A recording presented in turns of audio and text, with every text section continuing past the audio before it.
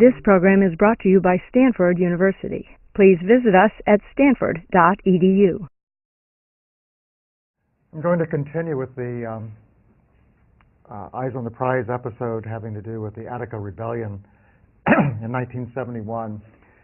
But I wanted to set a context for that by talking about Angela Davis, who became very much involved in the prison movement, the movement to reform American prisons and to deal with what she calls the prison industrial complex, a campaign that she's still involved with today, and use her as a way of talking about a period of the late 1960s.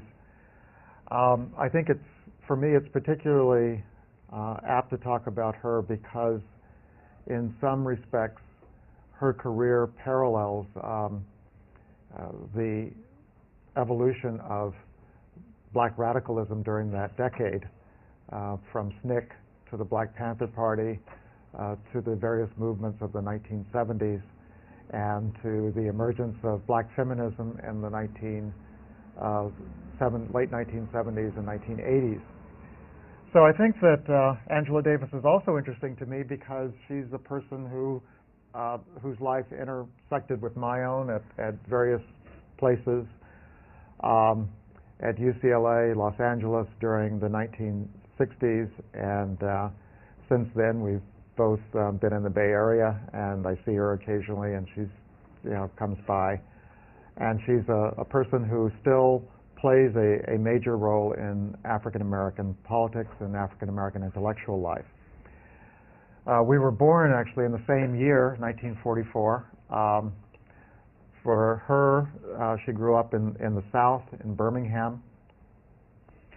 Her mother and father were both college educated, and she lived her life as close as you can in the black community to being middle class while still having basically a working class income.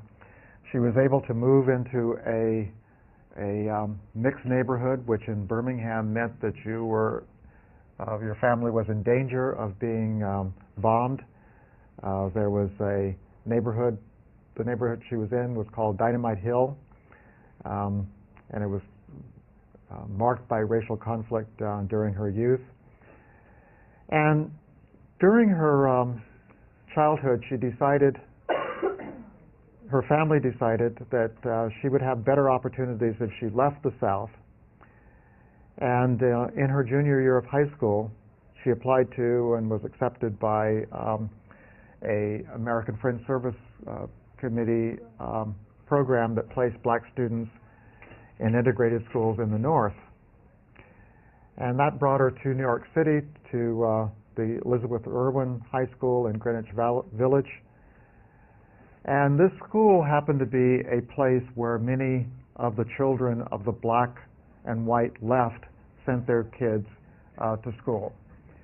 So once she arrived there, she became very involved in this community of radicals at a time when the Communist Party, of course, was driven underground by the McCarthy era and the anti-communist laws like the Smith Act, which made membership in the Communist Party against the law. She met a number of her lifelong friends in the communist youth movement, including Bettina Apteker, who is still up here. They both teach at UC Santa Cruz. Bettina, as I mentioned, I think earlier in this class, I see her quite often. Saw her last month, actually. Her father worked with the King Institute for many years before his death. Angela Davis was drawn to the left, but more as an intellectual movement. She read a lot of Marxian ideas, but was really not that involved in political activity. After graduating from high school, she went on to Brandeis on a full scholarship, one of 3 black students in her class, and she began studying philosophy with a particular interest in the existentialist philosophers Albert Camus, Jean-Paul Sartre, and it was in this context that she encountered Herbert Marcuse, who was a philosopher who was attracting a great deal of attention by taking Marxian ideas and developing an interpretation of those ideas in terms of the personal psychology of individuals, trying to take Marx from simply a set of ideas about society to something that could apply to individual lives, particular people, middle-class people living in the mid-20th century. She became very attracted to Marcuse's ideas, and went and began to study with him. After she went to France and later to Germany during the mid-1960s. She was in Europe, actually, when the bombing of the 16th Street Baptist Church happened in 1963.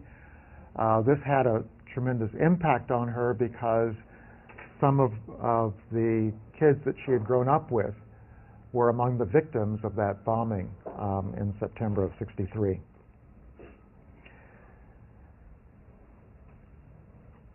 She also attended one of the World Youth Festivals that were held during that time, and from the point of view of the U.S. government, all of these youth festivals were dominated by communists, and in fact, after she returned, she was interviewed by the FBI. But while there, she made many contacts with people in revolutionary movements throughout the world, including people involved in the Vietnamese struggle, people involved in the African liberation movement. And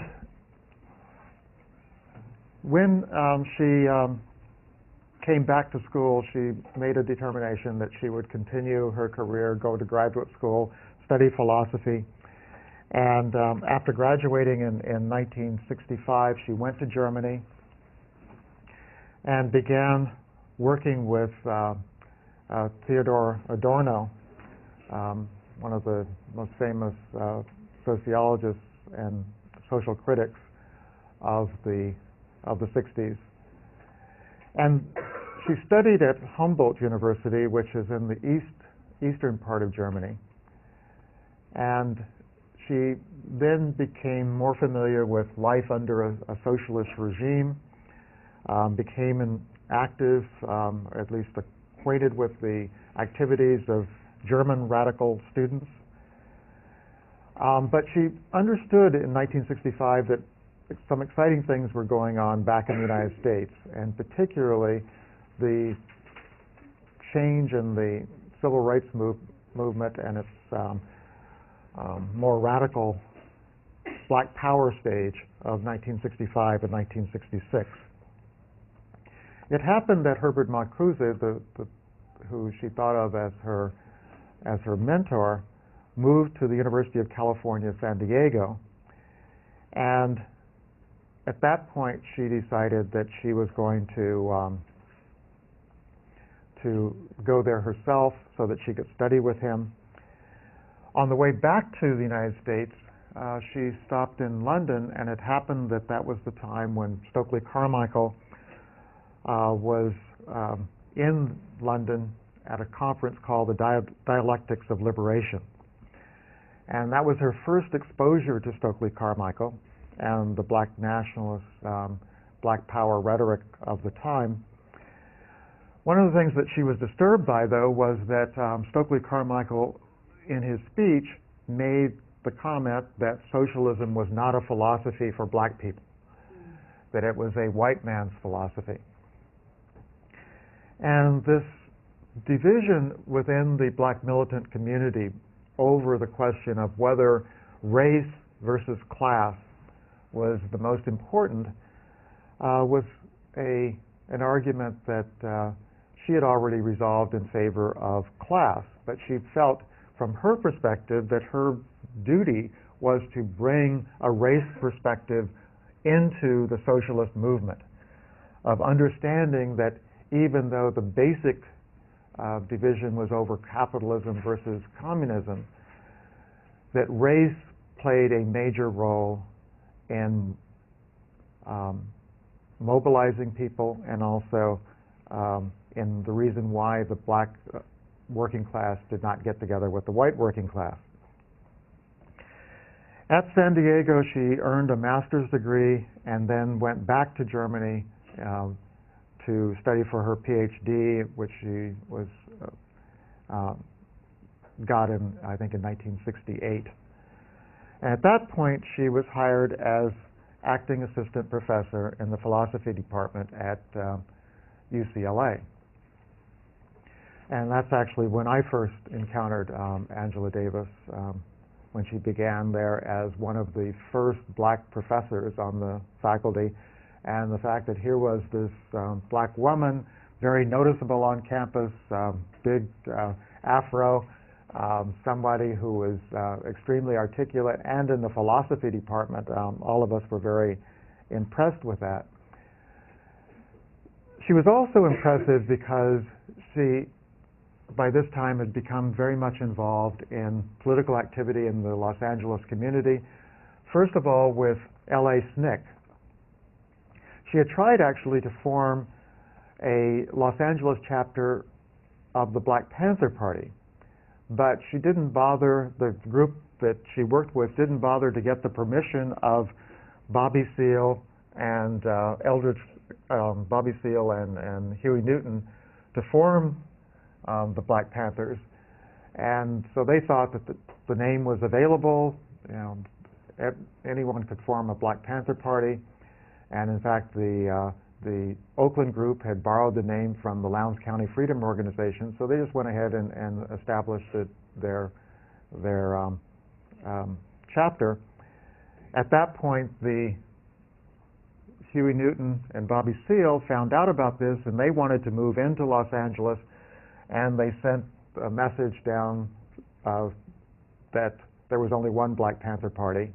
And actually, the way Angela Davis remembers it, one day someone walked up, said he was from the Black Panther Party, pulled a gun on her, and basically told them that they should disband immediately, and that if they wanted to join the Black Panther Party, then that would be up to the Huey Newton and Bobby Seale, but they could not have their own independent Black Panther Party. So at that point, Angela Davis began working with LA SNCC at the time when SNCC was trying to expand into the urban areas outside of the South. She also made a decision during this time to join the Communist Party. There was a chapter of the Communist Party in Los Angeles, and actually there was an overlap between those people who formed the SNCC chapter and those people who were in the Communist Party. For example, Jimmy Garrett, who I had known for a long time working with SNCC in Los Angeles, I only found out many years later that he was secretly a member of the Communist Party.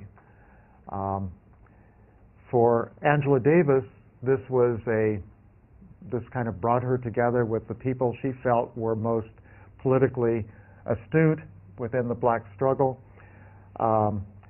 She formed a black collective within the Communist Party, the Che Lumumba Club, and began working within this combination of SNCC, the Communist Party, working on issues that she thought were at the forefront of the struggle in the late 1960s. That is, issues of economics, jobs issues, trying to forge a broader unity within the black community over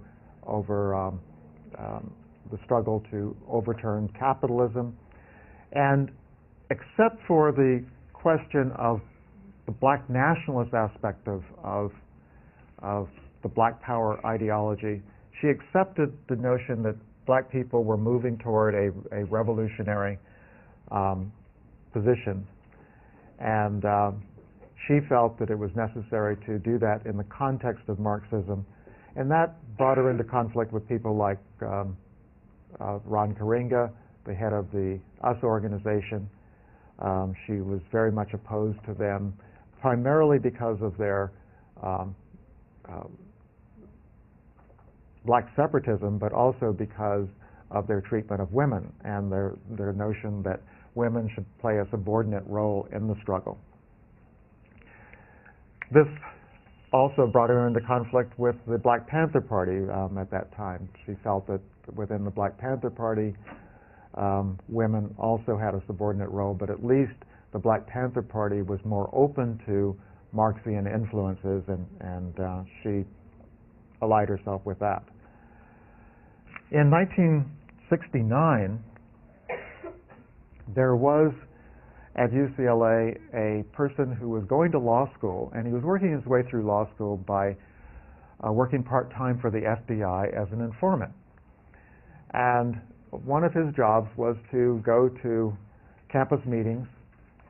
Actually, there was a similar person here at Stanford who later testified about his role. But he went to various meetings, and among the things that he did was to become involved with the Shaila Moon Book Club. So he understood that Angela Davis was a communist. And he published an article in the campus newspaper saying that this new professor who had been hired at UCLA was secretly a member of the Communist Party. Well, at the time, the governor of California was a guy by the name of Ronald Reagan. And Ronald Reagan, when he found this out, this seemed to confirm all of his charges that the universities had been taken over by radicals, and now they were hiring them on the faculty. And he was a communist working at a state university. And he demanded that the Board of Regents fire her from her job.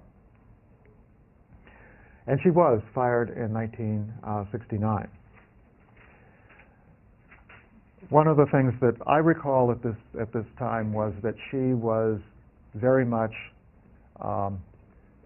determined to use this as a political firing, that she was being fired for her politics, and that she was determined to keep teaching on the campus. And she actually had one of the first classes in African American history. She taught a course that was not official, but was basically students decided that we were going to sponsor her as a lecturer, and she taught a course on the development of black liberation thought from the 19th century to the 20th century.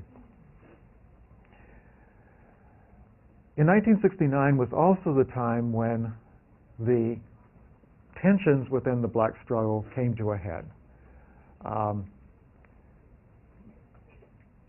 In many universities, including Stanford, in 1968, after the assassination of Martin Luther King, there was a demand to form a Black Studies program. At UCLA, that struggle took the form of many rallies, some of which ended up in violence. There were students mobilized to demand this, and throughout 1968, there were a number of meetings on campus trying to bring together students to put pressure on the administration to establish this program. These meetings became increasingly intense during the fall of 1968, primarily because of a conflict between the US organization, Maulana Karinga, who was a graduate student in linguistics, who headed an organization called the US Organization that was a cultural nationalist organization, and the Black Panther Party. Elaine Brown, who was here at the last lecture, was on the campus at that time. Erica Huggins and her husband, then John Huggins, were also very much involved. And at these meetings, the conflict was over the ideological direction of a program that did not yet exist. Many meetings were held in places maybe a little bit larger than this room, and when I would go as first as a person who worked on the campus and then later as a graduate student, what you would basically see is on the one side of the room there would be members of the Black Panther Party, and they would have their berets and they would have their black leather jackets, and many of them would have their hands inside their jackets, and you would have the sense that they were wearing guns. And on the other side would be Ron Karenga's US organization, and they would have their African garb, and they would also have their hands inside, and you would have the sense that they had guns. And meanwhile, the students, us, would be discussing how we were going to bring about a Black Studies program at UCLA. There was a lot of verbal battling going on between these two groups. Karenga was a very forceful person in terms of expressing his point of view. Obviously, people like John Huggins, Bunchy Carter, and Elaine Brown, as you can well imagine, Elaine Brown wouldn't back down from anybody. And so all of these people were jockeying basically for control of this new program that would come into existence during 1969. In January of that year, one of these meetings ended up with John Huggins, Bunchy Carter went downstairs in Campbell Hall at the UCLA campus. There was a cafeteria there. They got into an argument with two members of the US organization. It's unclear exactly what happened, but guns were pulled out. The members of the US organization killed John Huggins and Bunchy Carter. The killing of these two individuals led to a major crackdown on all radical groups in the LA area. It also led people like myself to take a holiday from political activity after that. It just didn't seem worth it when people were willing to kill each other in order to make their political point. There's been much controversy since then about whether this was a murder of these two members of the Black Panther Party, whether it was a shootout. I wasn't there. I've talked to people who were there, and they said that it was basically an argument that escalated, and guns were drawn, and it just happened that the members of the US organization shot first, and ended up killing these two members of the Black Panthers. I think that this was an example of the kind of dispute that was going on generally within the Black militant community during 1969. Angela Davis, and I'll have Wele read a section from her autobiography in which she discusses this period, and I think you can get some idea of how she was reacting to these divisions. Do you want to come forward?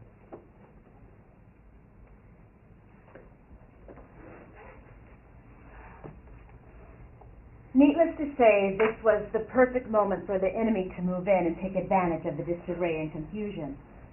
Sure enough, around the time, a leading member of the Black Panther Party, one who had helped a great deal with the building of the West Side section, was found one morning in an alley with a bullet through his brain.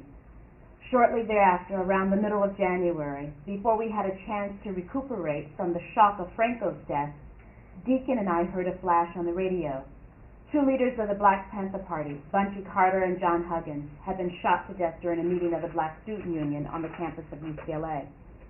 That very day, I had planned to visit John and his wife Erica to continue the dialogue about the problems within the party.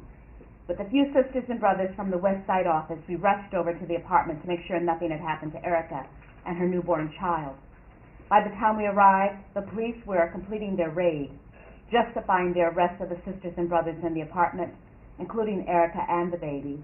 They said they had word that the Panthers might try to retaliate for the killings of their people. This was absurd, because at that point no one was fully aware of the circumstances surrounding the murders. It was only later that we learned that 2 members of Ron Karenga's U.S. organization were the ones who actually pulled the trigger. Many times before, movement leaders and activists have been felled by the bullets of police, conscious agents, or crazy, confused brothers who let themselves be used. We had cried before, we had attended funerals before, and we had left and expressed rage at seeing the life of a brother, comrade, or cruelty blown out of him. We knew that for the moment our commitment meant that we were chained to a vicious cycle of violence. In this way, our enemies were trying to force us to retreat in fear. In a sense, therefore, we always expected the violence. We knew it was coming, though. We could never predict the next target, yet each time it struck, it was equally devastating to us.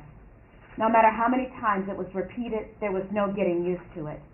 For me personally, the death of John Huggins was especially painful. Of all the Panther leaders, he and Erica were among the ones to whom I felt closest. Despite all the problems which had recently arisen, I had an enormous respect and admiration for him, and felt he was in good faith in his determination to find a solution to the crisis within the party. I was convinced then, as I remain today, the police were involved in some way in this murder because they feared his strength and his will to always do what was best for his people. Erica and the other sisters and brothers were released late that night. When she walked through the gates of Sybil Brand Institute for Women into the hard rain cutting through the night outside, she seemed as strong as ever. Seeing our sadness, our empathy with the pain she was surely suffering, she said, "What's wrong with you all? We can't stop now. We got to keep on struggling." That was a moment I shall never forget. The sisters who had been with her inside the jail said that she was the one who had kept everyone's spirits high.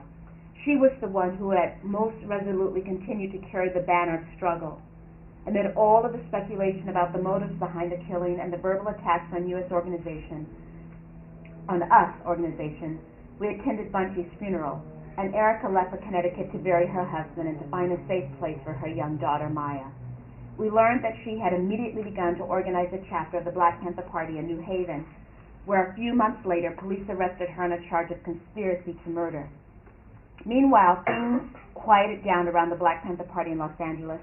Because the problems surrounding Deacon's membership in the Communist Party were never resolved, I felt it would be unprincipled of me to continue to work with the Panthers.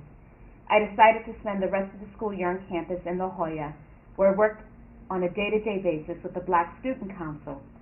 At the beginning of the second quarter, the sisters and brothers and the leadership of the organization all agreed that something was needed to set our membership in motion once more.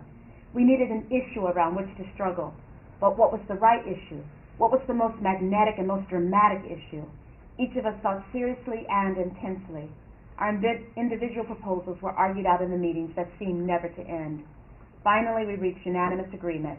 Since the San Diego campus of the university was to consist ultimately of a series of separate colleges, we decided that it would be just and appropriate to demand that the next college, the third college, be expressly devoted to the needs of students from oppressed social groups.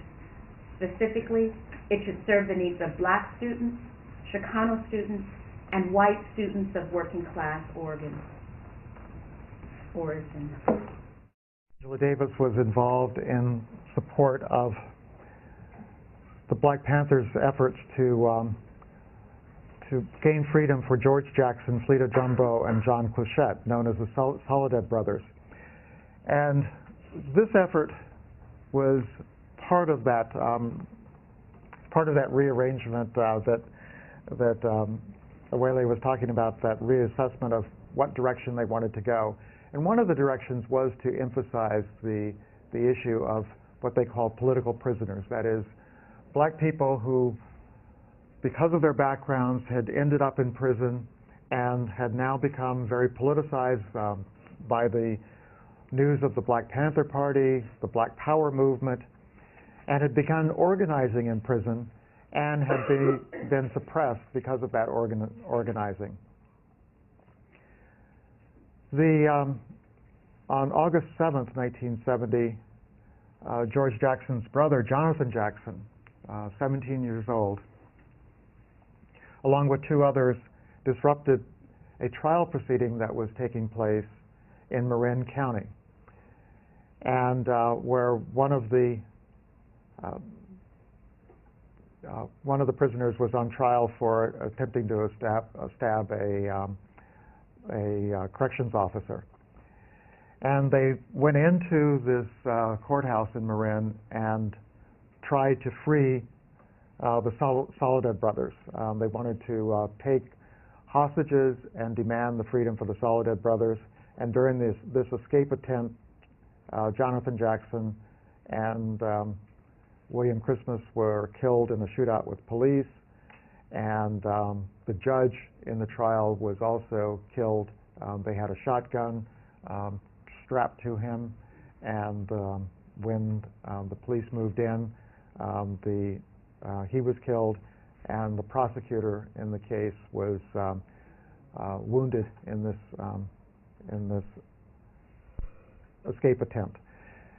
When the police began to investigate it, it turned out that the shotgun had been registered in the name of Angela Davis.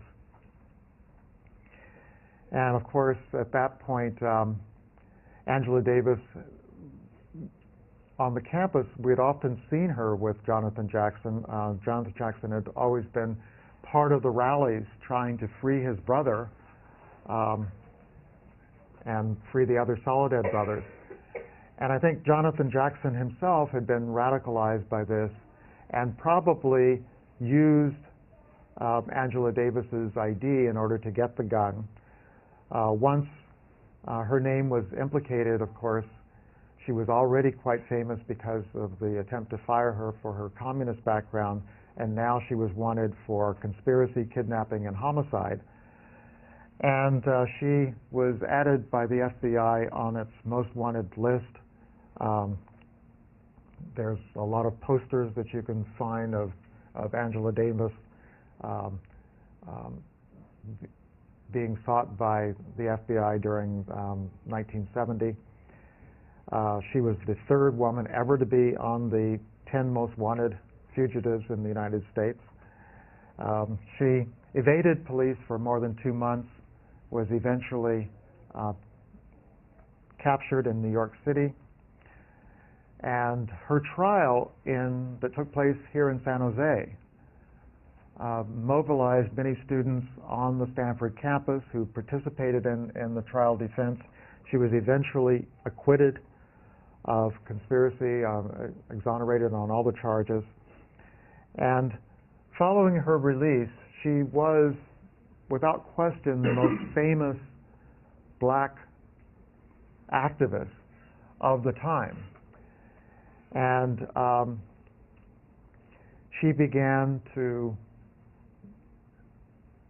develop her ideas during the 1970s. After her release, she went to Cuba first, about the same time that Huey Newton went to Cuba, and she began to write on issues of black feminism. She wrote some of the earliest articles that developed a feminist point of view within the black intellectual, within the black studies movement. And she gradually began to work more and more on issues of the prison industrial complex. Now, I'm going to show the end of the Attica film, but one of the things that you should keep in mind is that at the time of the Attica Rebellion, the number of people in prison was 1/10 of what it is today.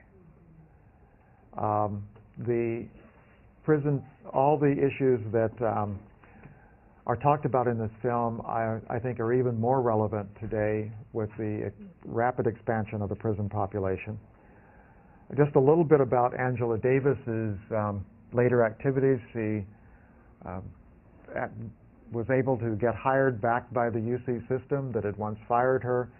Now she's actually has a presidential chair, I think, at UC Santa Cruz. She's no longer a member of the Communist Party. She and the Aptekers all left the party in the late 1980s and early 1990s as they decided that communism was no longer that relevant in terms of, at least the Communist Party was no longer that relevant in terms of a political organization to carry out their desire. They're still very much devoted to the notion that socialism is necessary to achieve democracy, that capitalism is incompatible with democracy. She's spoken out against the death penalty and in favor of trying to find some alternative to prisons for most of the people who are there. She feels that we use prisons to solve social problems. And how many of you have seen her speak, by the way? I think she's come to campus. She just came to campus probably maybe about a year ago and spoke on these issues. So I would encourage you to find out more about what she's working on today. I would recommend her own autobiography, and if you're interested in George Jackson, there's a number of books, Blood in My Eye, The Prison Letters of George Jackson, including, and I just wanted to end with one part of this, which is a letter that George Jackson wrote to Angela Davis.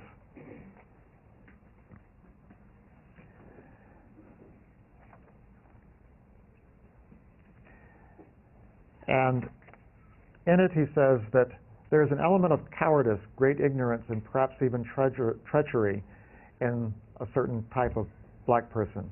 I agree with Eldridge and Malcolm. We are not protecting unity when we refrain from attacking these kinds of people. Actually, it's the reverse that's true. We can never have unity as long as we have these idiots among us to confuse and frighten the people.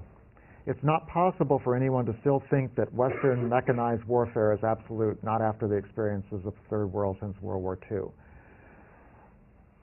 And he goes on to talk about how if he were released, what he would do to start the revolution. And this is 1970.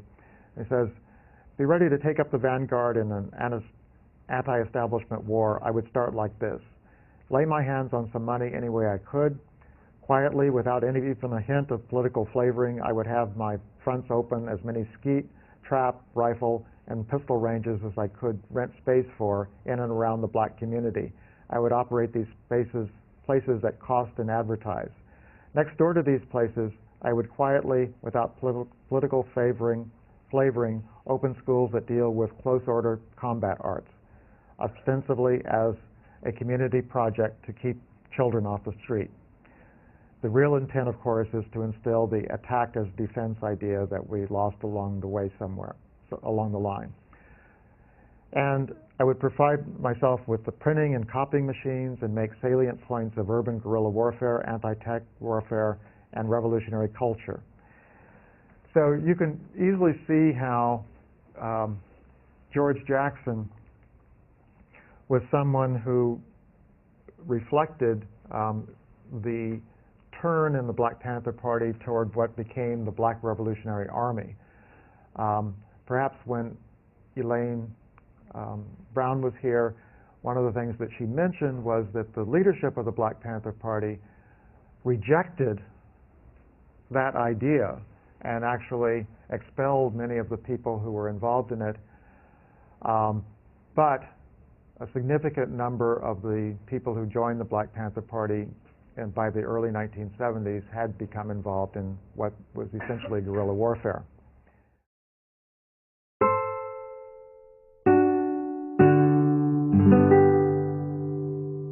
The preceding program is copyrighted by Stanford University.